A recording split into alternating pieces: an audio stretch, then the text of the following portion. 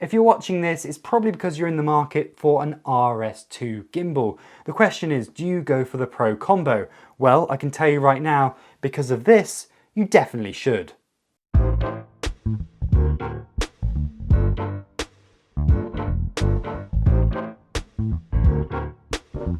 Hello, my name is Jonathan Palfrey and welcome back to my YouTube channel. Please like and subscribe as always, as it massively helps the channel. Today we are trying to decide whether you should go for an RS2 or an RS2 Pro combo. Now, to be honest, there's loads of reviews of the RS2 out there. I don't really need to do a full review of it because I can tell you right now, it's an awesome gimbal. It's totally worth upgrading to if you already have an original Ronin, or if you don't have any gimbal at all, it's definitely worth considering getting one. Every little area that there were issues before, such as not being able to lock the axis when you're traveling or setting up, the weight, the charging of the battery, all of those things have been fixed on the new RS2. So it's an easy decision there. You should go for an RS2 if you want to buy a gimbal right now. The question is though, should you go for the standard kit or pay that bit extra and get the Pro combo, which includes things like the bag, the extra accessories, the focus motor, but most importantly, the Raveneye image transmitter. And I've got to tell you right now that it's totally worth it. That extra £150 for the whole kit is worth it for this Raveneye alone. I would completely recommend that if you're looking at getting one of the gimbals, it's worth paying extra money because basically you can buy this separate, but it's the same price as just going for the Pro combo.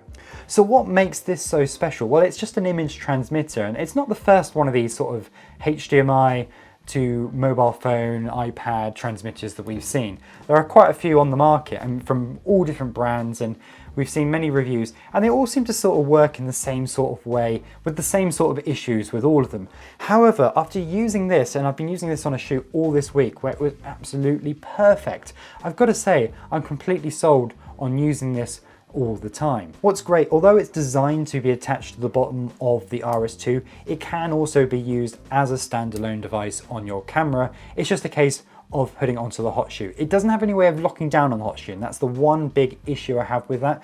It is just sort of, it slides on. It holds in place quite well, but it could obviously, if you're being rough with the camera, hold it to its side or whatever, it could easily fall out. It may be that if you're putting on a cage, you might want to put it on sideways so that it's unlikely to fall off. Whereas on a top mount, there is always that risk it could slide off the top. As I said, there are already plenty of these sort of transmitters that are out there, and I actually bought the Hollyland Mars X. And when I got it, I was really impressed. It did exactly what I expected it to do, and I knew that it was never going to be as good as, say, a Teradek Bolt, for example.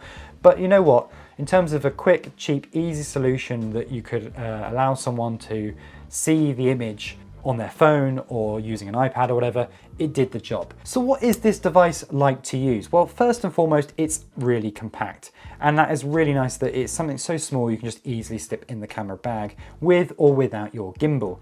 As I mentioned, if you're using it with a gimbal, it locks on underneath out the way. It's brilliant for that, and it's really well thought out and designed. When using it without the gimbal and just on a camera, as I said, with the hot shoe, it's not a strong hot shoe mount, and it's a little bit wobbly on there. It could easily fall off. It holds in place not too badly, but it could slide if you're not careful. I found range on this thing pretty good. I was actually on a recent shoot where we're actually filming on a cruise ship, and there was just not enough room in the cabins that we were filming in. So we stood outside with an iPad, and this was transmitting the signal from the camera to us on the outside so we could check the shot, and it worked absolutely fine. There is the odd breakdown of the image, and it does slightly stutter sometimes. To be honest, I don't think that's too bad, and it's something that you'd expect from a Wi-Fi transmitter. It's good enough. It's certainly good enough for the client to watch, or for the producer to watch, or just to get a good idea of the framing and what's going on the camera. Would you want to pull focus from it? No, you probably wouldn't. You know, would you want to be using this on a big set production where quality is everything? Of course not. But then in those scenarios, you would have the budget for much bigger and much more robust systems. One thing that really impressed me was the battery life. I really didn't expect it to last that long. I know when I used the Mars X, it lasted for a couple of hours, but it was okay. It's really designed that battery to be there as a backup while you plug in USB into the side of it. The great thing about this can be powered off USB-C, so you can continuously power it or you can charge it very easily. But actually the built-in battery itself lasted a good 4 hours without any issue whatsoever, and I was impressed that it lasted that long. I really thought maybe it would be a couple of hours, but 4 hours is really quite a useful length. And for a lot of shoots, it probably will be enough actually. For me, what makes this really special is how simple it is to use. It's so small and compact, it's so quick and easy to set up. It just makes life so much easier when you need a quick wireless monitoring solution. We connected it up to an iPad, so it's really lightweight and easy to carry around. We could just chuck it back in the bag very quickly. And what was really, really impressive, and this is something that I really didn't expect it to be this good, was how well the connection was to the iPad. Like I say, there was a bit of breakup sometimes when you're going through walls and things, and that was to be expected, and it's not too bad. But what's really impressive was how quickly it reconnected after you turned the iPad off, or you turned off the Raveneye and then turned it back on again. It was the case of as soon as it was connected via its Wi-Fi, it was on. So you could literally go into the app and it would reconnect up and you'd carry on from where you left off. And that was really, really handy.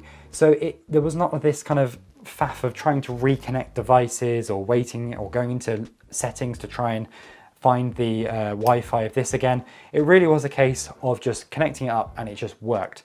Now I have used it with my Android phone and I have to admit it wasn't as good when it came to holding onto the connection. Now it could be because it was battling between different Wi-Fi connections. So the phone seemed very keen to always be trying to find, internet on a Wi-Fi connection, and that's why it kept kicking me out of the Raveneye. So maybe that's just an issue there that I happen to be using it in my house, where it was trying to connect to my house Wi-Fi as that had internet versus the Raveneye. Finally, of course, you have camera control, and that's a really cool extra feature that some of these other transmitters don't actually have. Of course, this is designed to be used with the gimbal, so you can use things like the motion control with your phone or your iPad while on the gimbal, but it also gives you camera control, and that's another great feature to have. You can actually hit record on the screen and it will hit record on the camera as well. It can also control things like the shutter and the iris, as well as the ISO.